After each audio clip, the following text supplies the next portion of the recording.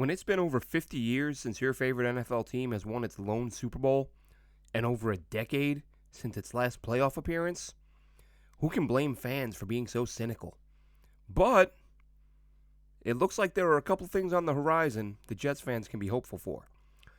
I'm Glenn Naughton with JetNation Radio and JetNation.com. Be sure to log in to JetNation.com where you can register and become a part of what is the most active Jets message board on the web. Also, be sure to check out our draft forum, which, of course, this time of year, plenty of activity in there. And speaking of the draft, and the Jets GM Joe Douglas now having an opportunity, a rare opportunity. Now, listen, the term or the saying, it feels like every year or every other year, there are fans who say that, this draft is it. This is the draft we got to hit on. This is the draft. We got to get some players. This is where we can, this draft is going to dictate the direction of the franchise for years to come, this, that, and the other. It gets said all the time. But this time around, it's true. If you look at the way things are coming together for the New York Jets right now, this is as good of an opportunity as any GM has had with them. And for those of you who have been around longer, maybe a different story. For me, going on 35 years as a fan, this is a very unique situation for the Jets. First off, obviously, not just the number of picks, but the number of premium picks. They've got 9 picks overall, but as we all know, 5 in the top 100, and then another 2 they got at 107 and 113. So, I've spoken to a couple of former executives who talked about what it was like in their draft room, and, the views seems to kind of be, a lot of clubs view those top 100 picks as their premium picks. That's why with me, when you hear me say premium picks, premium capital, I'm talking about those top 100 guys. Anyone you're picking in those spots, the expectation is this guy's going to be a starter for us. Of course, you don't always hit, but nobody does hit all the time. But for Joe Douglas, now that we know the Jets are going to be coaching the Senior Bowl, which we found out a couple weeks ago from Jim Nagy, who runs the Reese's Senior Bowl, the Jets now get exclusive access for a week in ways that they wouldn't otherwise have in terms of getting to know these players far better than they would from, 1 or 2 interviews and maybe a hello at the Combine. For those of you who have been to the Combine, it's chaotic. These kids are running around. They're being taken by, handlers and executives at the Combine itself. You're going here next, then you're going here. Come to this interview, sit over there, get up. Now we have to go over there. Now go do your lifting. And it's chaotic. And this is an opportunity for the Jets to see these guys not running around worrying about interviews all day and things like this. This is them playing football. Okay, preparing for a week, seeing how well they take to coaching, seeing who is coachable, and then seeing how what they teach these kids is applied on the practice field and then into the game. So the Jets are going to get a look at these players in a way that they haven't in over 30 years. When they last coached the Senior Bowl and they found Mark Gastineau in that class, thanks to Connie Carberg. So now Joe Douglas is picking at 4, 10, 35, 38, 69. That's a lot of picks in that premium range. And I would imagine Joe Douglas, and this is I'm strictly guessing. We're all guessing. This is what we do, right? You're obsessed with this team. You keep up with the daily goings-on of the team, and you guess, I think they'll do this, I think they'll do that. I think they take a premium player at 4 and then trade down at 10 because the list of players they like throughout the draft, not just the premium picks, that list is going to be a little longer this year in all likelihood because there are going to be guys that they see and coach up close and personal and say, wow, we're learning things about this guy that we wouldn't have known otherwise. So you're getting a little bit more information, which is key to drafting well. The more information you have, the more reliable, accurate information you have, the better. You might talk to a coach who tells you, yeah, this kid is good at this, this, and that. This kid takes well to this, this, and that. And then you get him up close and you go, you know what? That's not really the case. We're not seeing that. Maybe the coach was trying to do the kid a solid. Maybe that coach has a different standard at his college. But for what your standards are and what these kids do, Joe Douglas now gets an opportunity with Robert Saleh and the entire staff to see these guys in this light. And so I think you take a premium guy at 4, and if a guy that you have who you don't believe in a million years is going to falls to 10, maybe you use that pick. Otherwise, you trade down. You add a couple more premium picks. You get into the high teens, the low 20s. Maybe you call the Eagles if they're looking to move up. They have a couple picks, 18 and 19, I believe. Joe Douglas knows them well. Maybe you add a first and a second, whatever it may be. I would expect a player at 4, a trade down at 10. And now you're in position where you're at a Senior Bowl where Todd McShay said the other day, the NFL Draft Insider, he said, look, this is the deepest Senior Bowl class I can recall. And I know for me personally, just going over the rosters or going over the invites and seeing who accepted and now looking at the rosters, maybe it's a bias because I want it to be the case with the Jets having a staff there. But I looked over it and thought there are a lot more guys here that I think are going to be earlier picks, eventual starting players. So fewer projects, more guys with a higher ceiling. Just my opinion. But again, you see that echoed from Todd McShay. And we've heard others. Now Jim Nagy, he pumps these guys up. He wants them to come out and play. But listen to him talk about some of these players and watching a lot of these guys on film or going back and watching a lot of their college games, it's easy to see why guys are high on this class. So now Joe Douglas is going to have all these picks, will likely accumulate more picks, and then get to go to work on what should be really, one of the better draft classes the Jets have had in a long time. And a big reason for that is because they have enough holes that it's going to be, now I don't want to jinx this, jinxes aren't real, just a term, but it's going to be hard to not be able to find guys in spots where you need them. And yes, teams do draft for need. Best player available, perfect world, fine. But if you're going to sit there and tell me that you honestly believe teams are drafting the best player available, and the fact that, 95% of the time, that best player just so happens to fill a need, I mean, come on. We're not falling for that, are we? If you're sitting there and you have a Pro Bowl, all-world left tackle, and your defense is trash, you can't stop anybody on defense, and you're looking at your draft board and you're on the clock, and the best player on your board who's available is also a left tackle where you already have an all-world player, and then your next guy is a corner, and you have no corners on your roster, you really think that GM is going to say, well, let's go ahead and draft that backup left tackle instead of this corner who would start over every guy on our roster right now? It's got to be a combination of the two. Do you need it? And is there a player in that spot worth taking? Now, if there's not, you go best player available. Absolutely. If you say, here's our 3 biggest needs, but the highest guy on our board that fills that need is, we have 11 guys in front of him. You don't reach like a maniac and drop down double-digit slots to fill a need. It's a combination of need and quality. If you can get a quality player that gives you a player that you can use who can contribute to your team, instead of drafting a guy who's going to be a backup or a spot starter, you take the guy who's going to play and make your team better. And the Jets, as it stands, have a lot of spots where they can draft guys and make the team better.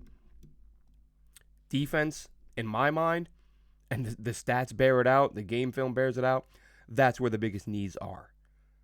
On offense, listen, at tackle, let's assume you bring Morgan Moses back, because that's not some stretch. He's not a $20 million a year player. Let's say you bring Moses back. That gives you Fant, Becton, and Morgan. Becton a little unreliable.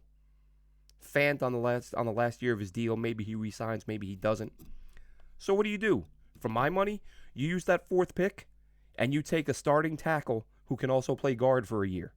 So maybe it's an Evan Neal. You grab him, you let him play guard for a season, then you let Fant walk. If Becton stays healthy, then you have Neal start at tackle with Becton next year. You let Moses walk, maybe he retires, and you let Fant walk. And then you have your bookend tackles to support your young quarterback for many years to come. With that 10th pick, I'm not taking a wide receiver. I'm probably not taking a wide. The only way I'm taking a wide receiver in the first round is if you make a trade down and you pick up another first round pick. You want to get Jahan Dotson out of Penn State? I'm all for it. That guy's my favorite player in this class. He's an absolute stud.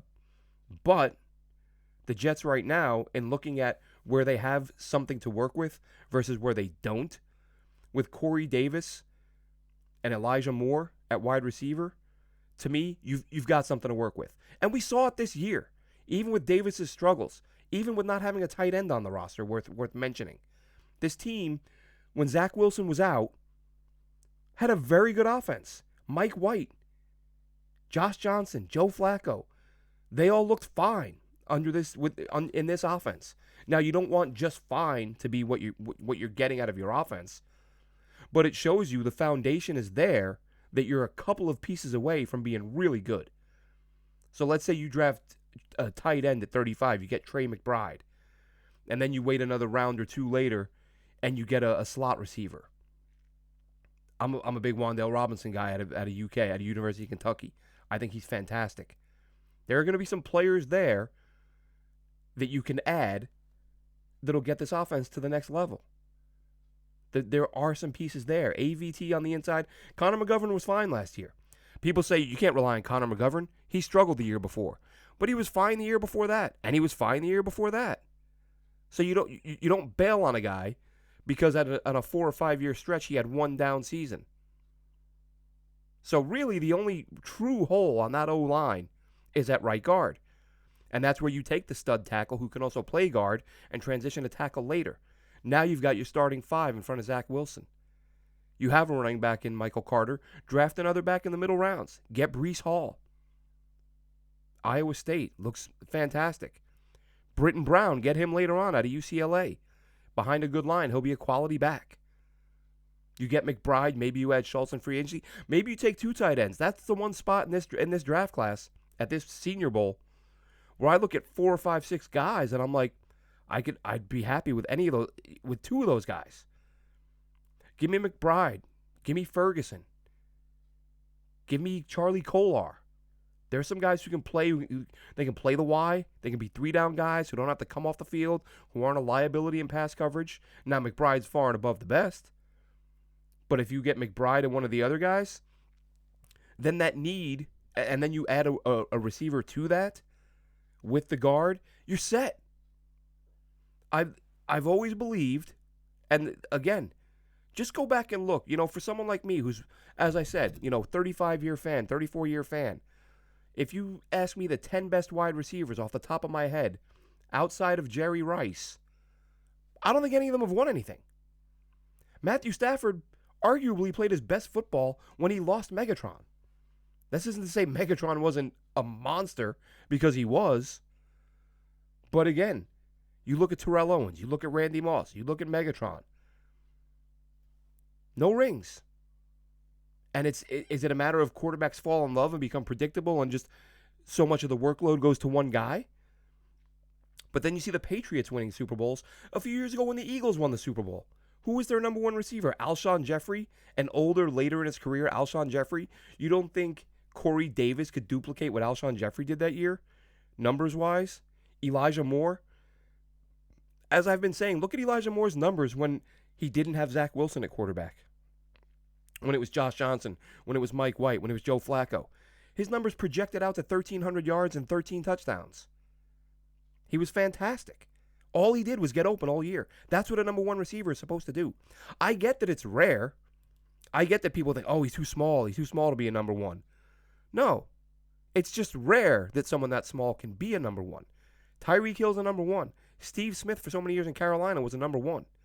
Elijah Moore can get open on the outside. He can get open on the inside. He can get behind the defense. He can run past defenders. He can do all. The only thing he's not going to be able to do is win a jump ball on a Hail Mary or beat a guy on beat a guy one-on-one on a jump ball who maybe is a 6'3", 6'4" safety. But listen, if he can do every single other thing and get you 13, 14, 1,500 yards and 10, 11, 12, 13 touchdowns, he's a number 1. Corey Davis, you want to give up on him because he had a down year? Go right ahead. I know it's fashionable to just write guys off when they have a couple of bad moments. But there's nothing in his history, nothing in his career that would suggest Corey Davis isn't going to be a very good player moving forward. So you have 2 really good players to work with that receiver. You need a slot guy. And I'm sitting here watching the Dallas Cowboys, who do nothing but draft first round superstar stud receivers and trade for stud receivers because it's a passing league and it's a passing game. And Glenn, you can't win if you can't throw the ball. And we're going to pay Dak $40 million to throw to CeeDee Lamb and Amari Cooper, and we're not going to score points in the playoffs. It's one team, it's one game, I get it. But there isn't, listen, there's no surefire formula. There is no you have to have this or you have to have that. What you should want to have, and Joe Douglas talked about this after the season, is balance. You've got to have balance. You've got to. Now, listen, if you are all world on one side of the ball, you can slack a little bit on the other. You can get away with it. But the Jets aren't good enough on either side of the ball to where they can ignore one side and not the other. However, where the Jets are right now is that they're kind of here on offense and they're down here on defense. Like they've got work to do to get the defense on par with the offense. And this isn't to say they shouldn't be drafting offensive players. They absolutely should. They should sign some offensive players. Dalton Schultz is the hot name at tight end. Listen, if you want to sign him, fine, but you better add a guy who can block. You better add an all-around player. Trey McBride and Dalton Schultz, sign me up.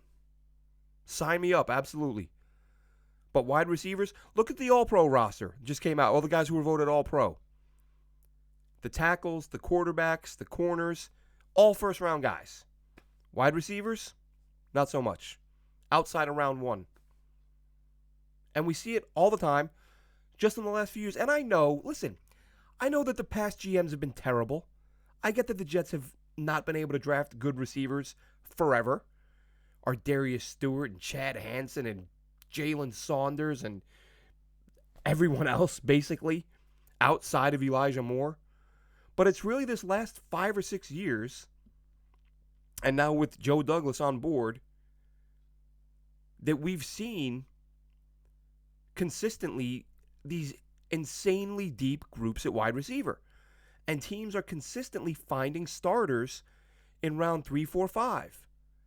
Some of the better receivers in the league right now. Go back and look at the draft from just a couple of years ago. 2 years ago, look at that draft. That was a crazy deep class. And I said there's a thread on JetNation.com on the forums right now talking about what a shame it is that the Jets missed. And all they came away with in that class was Denzel Mims. And I said it. That was, as much as I've supported Joe Douglas, my number one criticism of him coming out of that draft class was I said they should have taken 3 receivers because there were enough good ones in that class that if you're taking 3, you're getting at least a starter and probably a backup, but at least a high-end starter, even in the later rounds.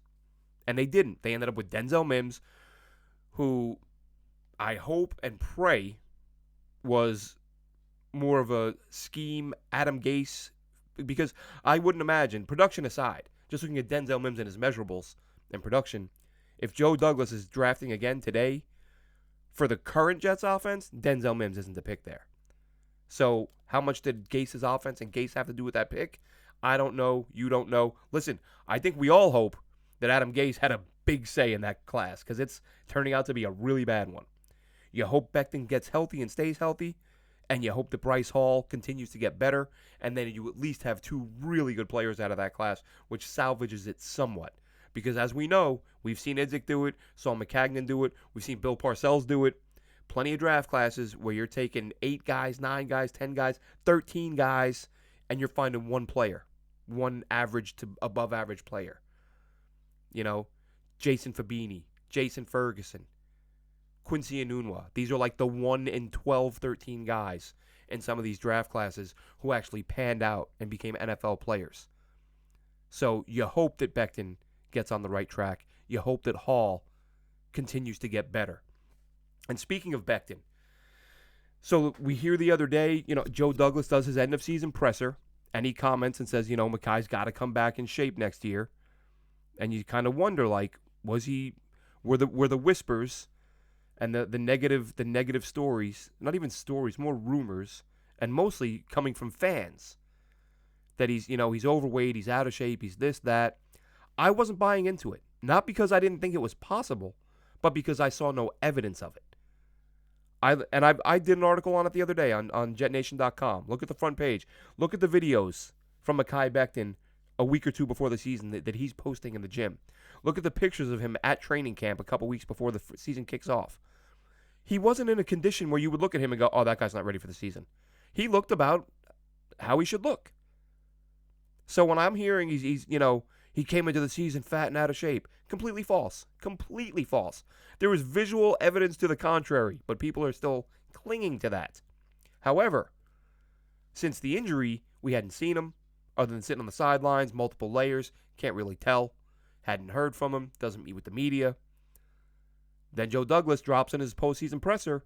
Mekhi's got to come into camp in the best shape of his life. It's like, is he trying to tell us something there? And then a couple days later, Mike Garafolo. And listen, Mike Garafolo isn't about to just make this up out of the blue for no reason.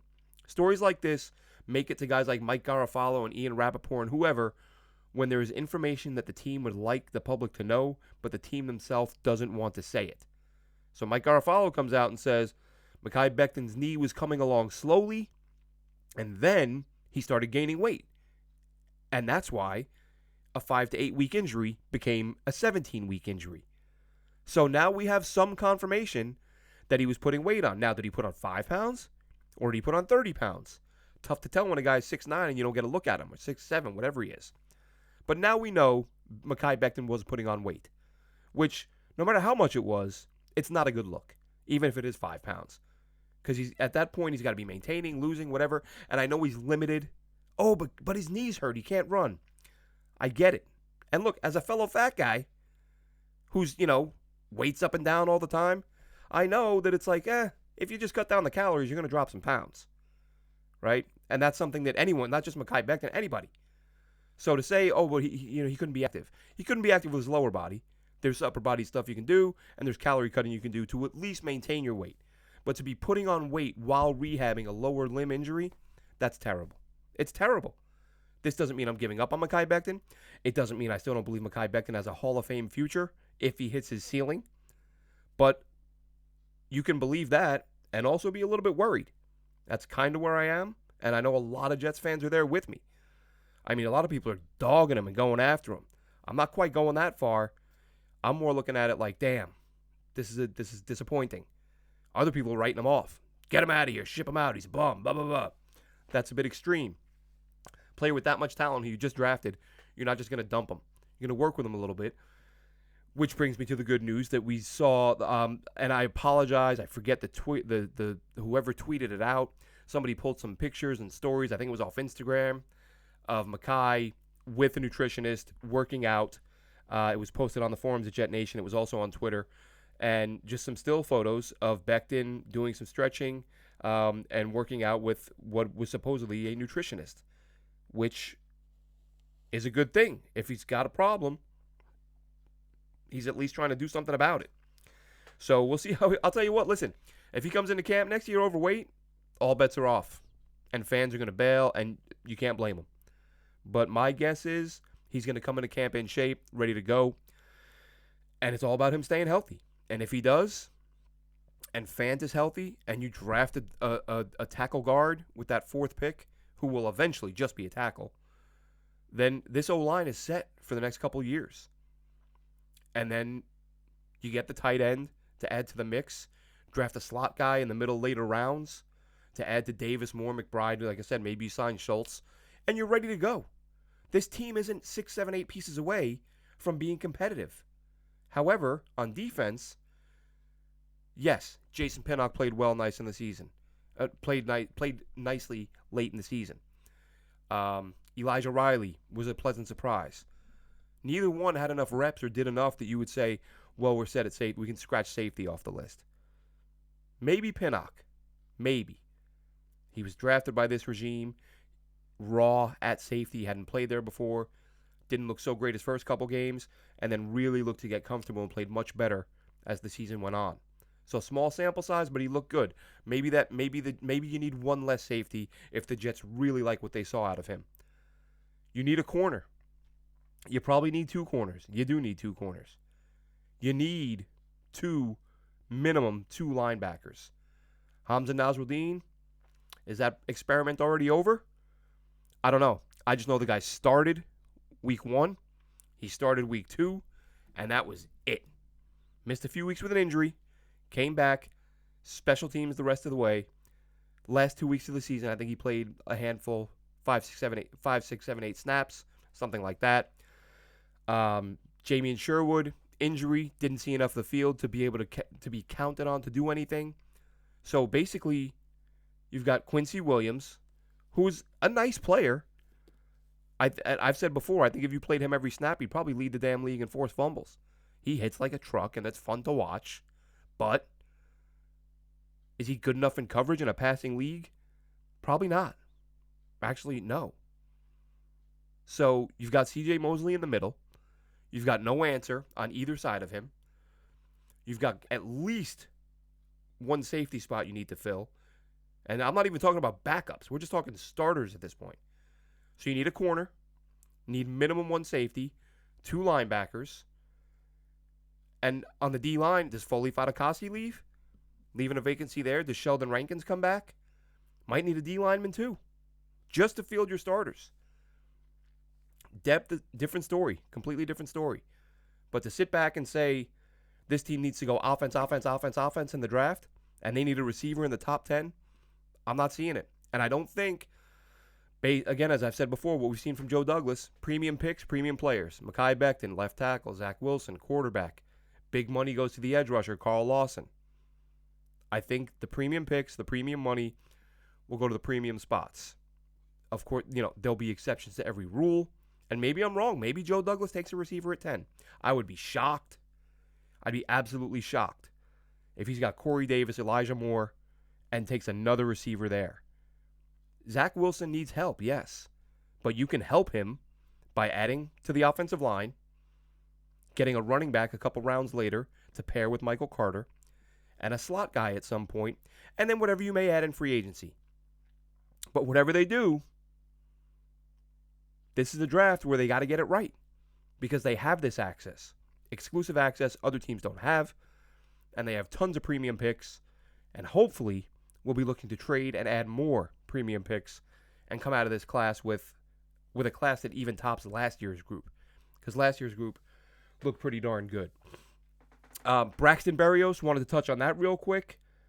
Got a message from one of our loyal listeners, good friend of mine. Rich lives in South Carolina. He's a member of JetNation. He's active on Twitter. He engaged in a conversation with Braxton Berrios' brother and sent me a screenshot. They were public tweets. It was a public exchange. And Berrios' brother saying, Braxton's a Miami guy. He loves it down there. And we think he can be a 100-catch-a-year guy in the right system. So is he going to be looking to be paid like a 100-catch-a-year guy? Because if he is, I don't think he stays with the Jets. And that may not matter. It sounded like Berrios' priority is to go to Miami or just warm weather somewhere. Maybe he goes to Jacksonville. Maybe he goes to the Dolphins, whatever.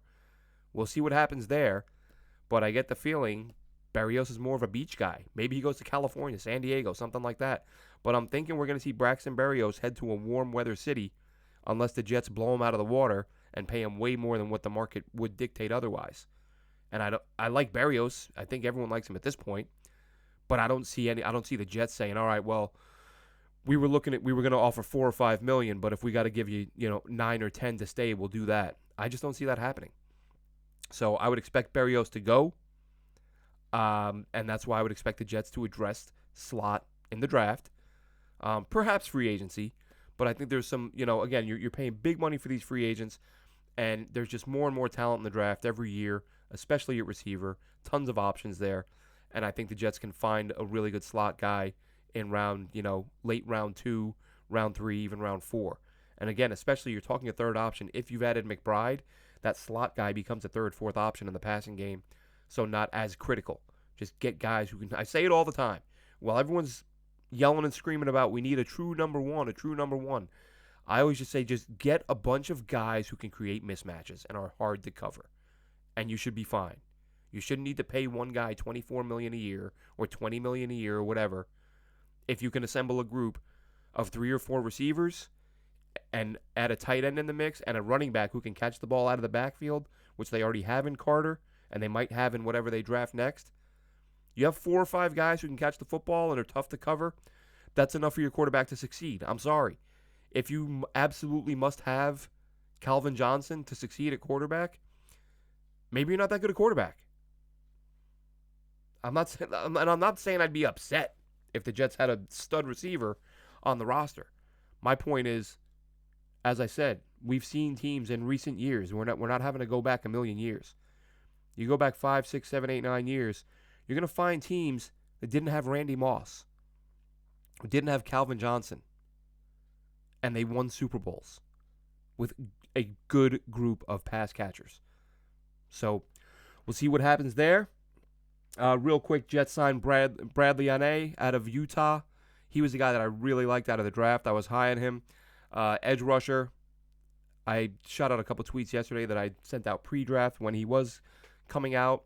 Ane ended up getting drafted by the Cowboys, 4th or 5th round. Hasn't really played there, but they do have a lot of talent. So is he buried on the depth chart? He's a guy worth kicking the tires on, especially when you don't have a presence at edge rusher.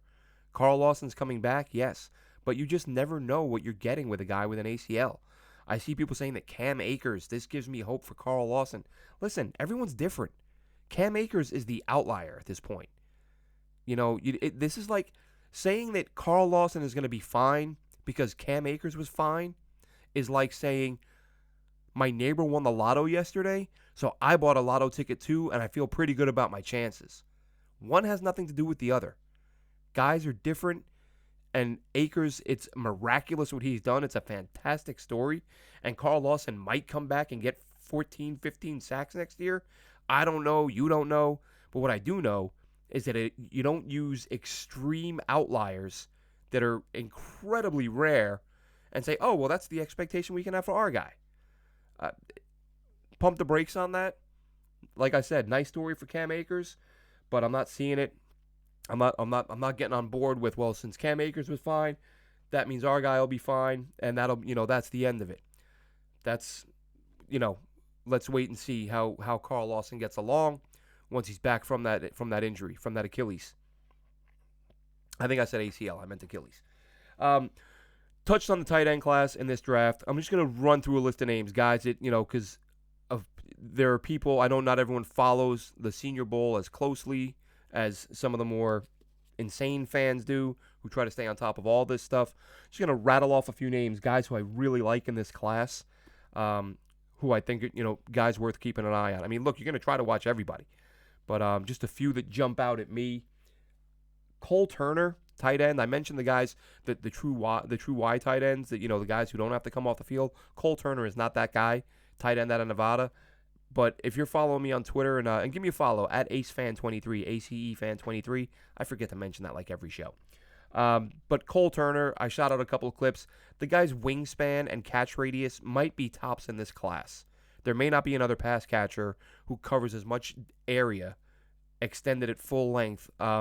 Tons of touchdown catches, reaching over guys. Passes that look like they would be incomplete if it was any other player, but he can just reach out and grab it. Just a fantastic, I think, like more of a developmental guy. You're not going to take him early on, but if you take him later, he's the type of guy who can become a quarterback's best friend, which is an interesting thing too. And that goes for any tight end. We hear that all the time about how important it is and how vital it is for a quarterback to have a quality tight end. But a lot of people don't seem to be acknowledging the difference it would make to this offense to add one, and how that would sort of reduce the need for that third receiver, fourth receiver.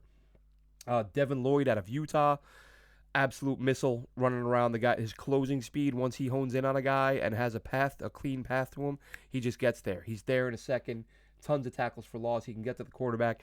Darian Beavers, Cincinnati linebacker, might be more of a 3-4 guy, but I really like him. I feel like very athletic. Played safety and wide receiver in high school. Transitioned to linebacker. Played. Go watch yourself a couple, 2, 3, 4 Cincinnati games. You'll see him lined up all over the defense. They line him up on the edge. He gets to the quarterback. He's got a good first step. He's a guy that I would like, that I'll be keeping an eye on. Daniel Falele, fun to talk about. 400-pound right tackle out of Minnesota. And you just imagine a healthy Mekhi Becton and a Falele on the other side. You're talking nearly 800 pounds of human being who can just move people. Different animals, though, him and Becton. Becton just so much stronger. You see Becton send guys flying with this crazy weight advantage he has. Filet, like, he's bigger than Becton. He's taller and he's heavier. Just a bit more sluggish.